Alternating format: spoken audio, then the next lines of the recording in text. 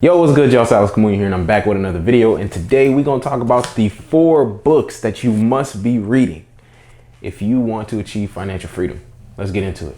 I guess I got my swagger back. Yo, so a lot of people have been asking me, yo, what books do you recommend that I should read if I want to, retire early, if I want to get into this, if I want to do this. So I'm gonna get into that today. I'm gonna give you just four of my top books that I think are absolute must reads if you want to achieve financial freedom. Number 1, y'all should already guess this one.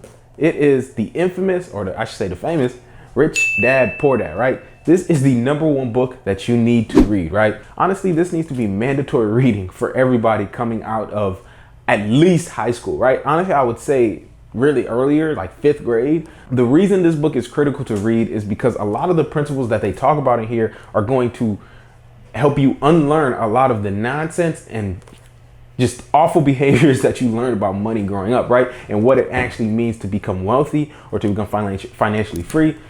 You can't do it by using a lot of the principles that you were taught growing up, right? Go to school, get a job, put money in your 401k, work until you're 65 years old. Good luck. Those principles are never going to help you achieve financial freedom or actually even build any real wealth, right? So one of the biggest concepts that you're gonna learn from this book is the concept of assets versus liabilities, right? What is an asset and what is a liability? An asset is something that puts money in your pocket, and a liability is anything that takes money out of your pocket. If you want to become wealthy, if you want to become financially free, you need to focus on acquiring income producing assets, right? And keeping your liabilities low, right? Another profound principle or concept that they talk about is the fact that the rich don't work for money, right? It's not to say the rich don't work. A lot of people have that misconception that means that the rich don't work. It's that the rich don't work for money, right? In fact, the rich work to put money at work for them. That's the difference between the poor and the middle class. The poor and the middle class focus on acquiring liabilities, right? While the rich focus on putting their efforts toward acquiring assets, right?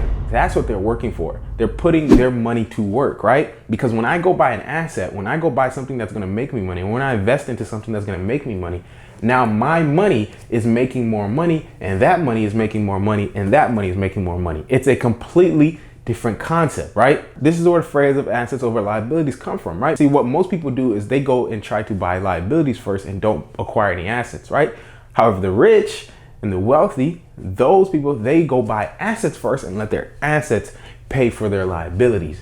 That's the difference. So the rich know we do not trade in our time for money, because we know that time should not equal money if you want to become wealthy. If you don't care about becoming wealthy, then continue to trade in your time for money. But if you want to become wealthy, you understand that you have a finite amount of time and that you cannot continue to trade your own time. You need to be able to leverage your money and other people's time to become wealthy and to become financially free, right? See, most people become a slave to money because once they start working a job, they become fearful, because that's the only way they've learned how to be able to provide for themselves, is only by working a job. So you become a slave to money. When you work for money, you give the power to your employer, right? But when money works for you, you keep all the power and control in your own hands, right?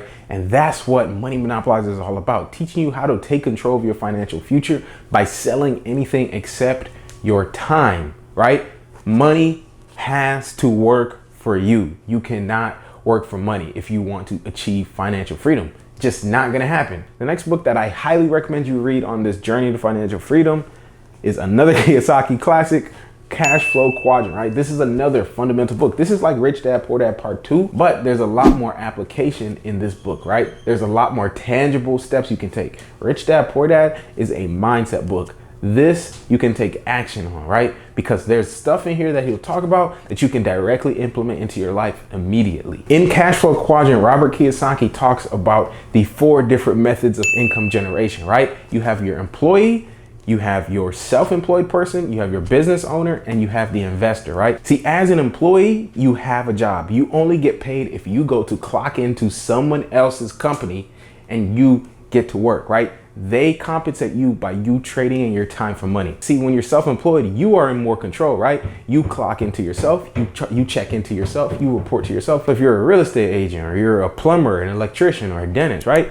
All those people are self-employed people, right? You still have a job, but now you just actually own your own job, right? So there's really no difference between the employed and the self-employed person. It's just that the self-employed person takes on more risk now, right? And they have to pay more taxes, right? But in the same way, time is equal to money, whether you're employee or you're self-employed. You don't make money unless you trade in your time, right? Because even if you're a highly paid dentist or a highly paid real estate agent, you still have to go trade in your time if you're gonna make money. In the same way, if you are a highly paid engineer working for Facebook or SpaceX or Tesla, so now you're essentially a highly paid rat. So that's the left side, right? On the right side, we have our B quadrant, right? Which is the business owner, right? Or big business, some people call it. So when you're a business owner, that means you own a system and other people are working in that system, right? So now you are leveraging other people's time in order for you to make money, right? And so now as a business owner, other people is your leverage, right?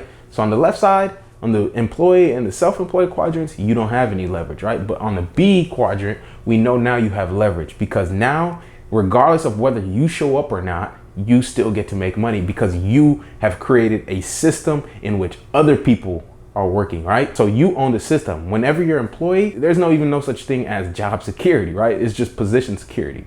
Your job is never safe as an employee, but that position is always going to be there because that position is part of a system that the business owner created. The system is what makes you money when you operate as a big business owner. The thing about being a business owner is that whenever you own that system, you can duplicate it and you can scale it, right? That's the gold in the B quadrant, right? Because if you look at McDonald's, people think that McDonald's is known for making burgers. No, McDonald's is known for the system, right? McDonald's is a franchise, right? Because anybody can go and start a McDonald's if you have the capital, right?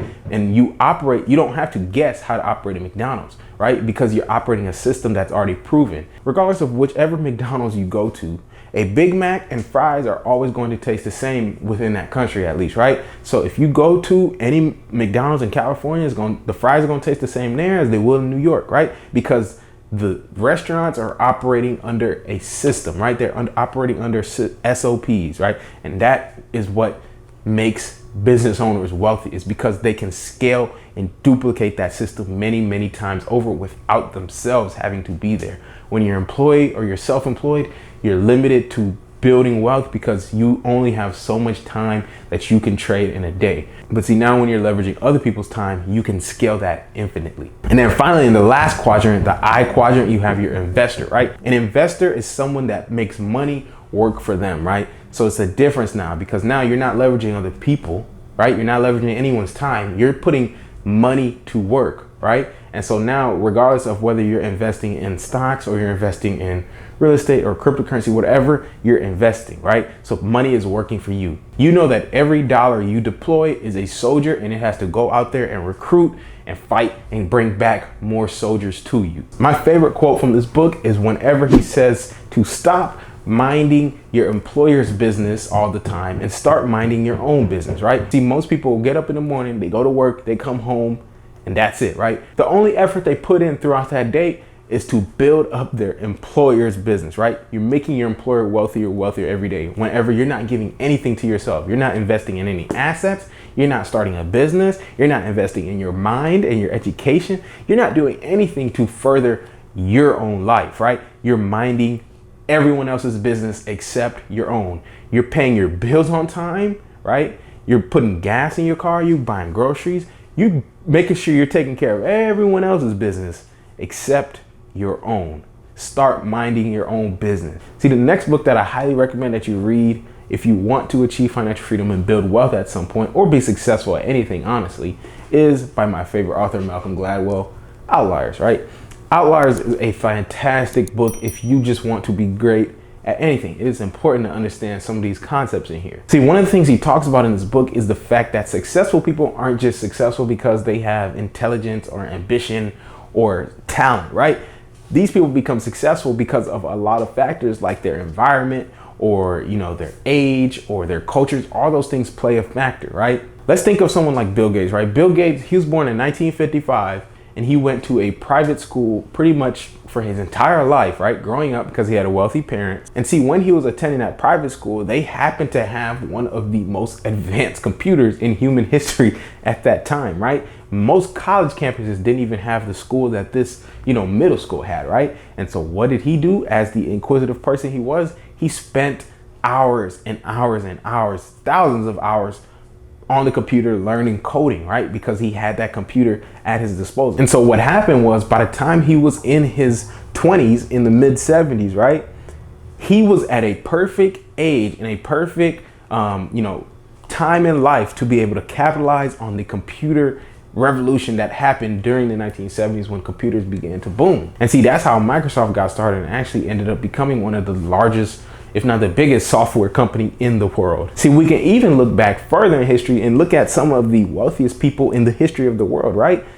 If you look at Carnegie or Rockefeller, a lot of those people were actually born in the 1830s, right? And so what that means is that by the time the Industrial Revolution rolled around, they were at the perfect age to be able to capitalize on the changing world. See, the reason that's important is because if you look at Steve Jobs, right? Being in your 20s at that time, you won't be too old to be able to look at something like computers, something that's new to the world, and say, oh, that's a stupid technology, right? Or the fact that he doesn't necessarily have a family and kids is significant because now he doesn't have to necessarily focus on that. And at the same time, he wasn't even too young, right? So he was at a perfect age to be able to capitalize on that. Same thing with a lot of these dudes from the 1830s. The reason that's significant is because right now we are in a similar time period where we're in the middle of one of the greatest wealth transfers in human history. It is a new era, right? The principles from back then do not apply anymore, right? We're in the information age. Go to school, get a job, put money in a 401k, work until you're 65 is outdated advice that worked up until the 70s.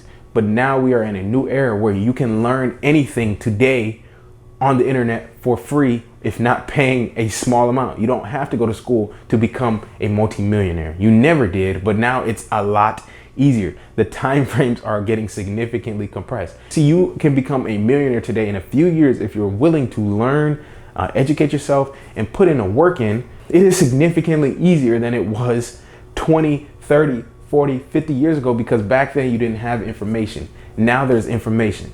YouTube, courses, podcasts, all these things are free and they give out the information. At that time period, if you weren't born into a wealthy family, you couldn't become wealthy. But today, the internet leveled the playing field. Information leveled the playing field. Anybody can become wealthy. It's just about actually believing it and applying it. That's why this book is so significant, because it helps you recognize the time period that you're actually living in right now. I preach this all the time. We are in a time period that it will never come again in our lifetime. Your kids might have this opportunity, but you will never have an opportunity like you have now.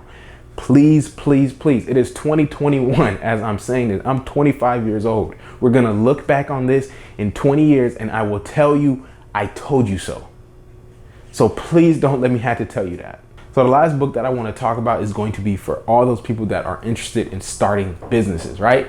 It's not to say you don't read this if you don't want to start a business, but if you want to achieve financial freedom through business, or you want to create a business, a big business, scale a business, then The E-Myth by Michael Gerber is the book that you must be reading. This is synonymous to Rich Dad, Poor Dad in terms of the mindset shifts as a business owner that this will give you, right? From day one, you need to read this book before you even think about starting a business. This is a mandatory reading. The reason most small businesses fail is because most small businesses operate as technicians instead of entrepreneurs within their own business. What does this actually mean? It means that most people, when they start a business, they are working in their business and not on their business. Let's say that you are an amazing baker and you had this amazing recipe for pies, right? And you wanted to sell your pies, right? So you start a business in order to sell your pies for profit. Who's the one that opened that pie shop?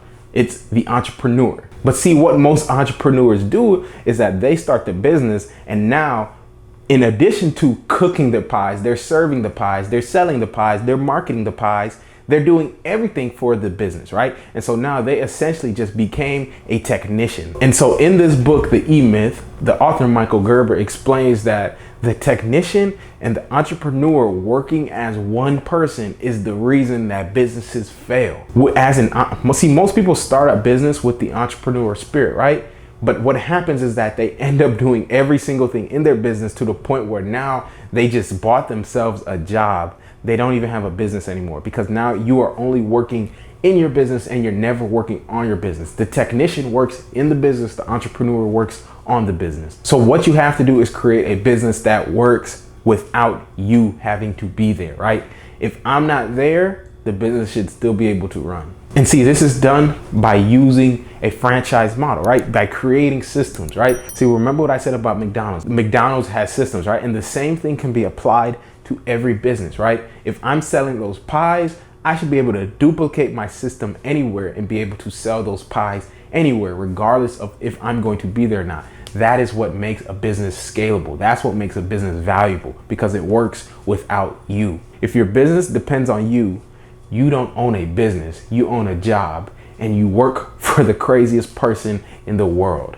So there y'all have it. Those are the 4 books that are essential to achieving financial freedom. But look, reading these books doesn't mean anything if you're not going to apply the knowledge in them. It doesn't matter if you read them. If you read it and you don't apply it, you just read it for entertainment. It does nothing for you. What good is this knowledge if you're not going to use it? Apply it, take action on it, and change your life. Anyways, that's it for this video. Hope y'all gained something of value from it. If you did, hit that thumbs up button for the YouTube algorithm. Other than that, I will see y'all in the next one.